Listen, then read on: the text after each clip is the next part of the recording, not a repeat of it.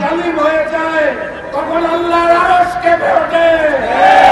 লন্ডনের মুফতি আর নতুন চ্যালেঞ্জকে বলতে চাই, মুসলিমরা হাঁটতে জানে না, মুসলিমরা কাঁদতে জানে না, মুসলিমরা থামতে জানে না।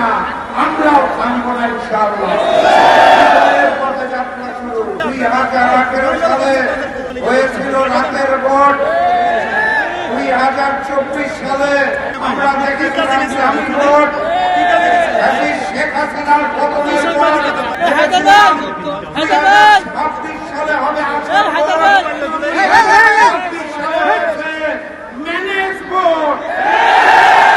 লন্ডন থেকে ওই মুফতি সাহেব এসে জনগণের সমর্থন আদায় করতে না পেরে প্রশাসনকে ম্যানেজ করে, ডিস্ট্রিক্টকে ম্যানেজ করে, কমিশনকে ম্যানেজ করে, সরকারকে ম্যানেজ করে ম্যানেজ ভোট আয়োজন করেছে।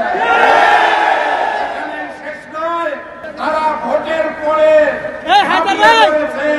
নির্মম ভাবে জনগণের উপরে 2018 সালে ধানের শীষে ভোট দেওয়ার জন্য যেভাবে করে গণধর্ষণ হয়েছিল, 2026 সালে এসে ধানের শীষে ভোট না দেওয়ার কারণে গণধর্ষণ আমরা দেখতে পেয়েছি।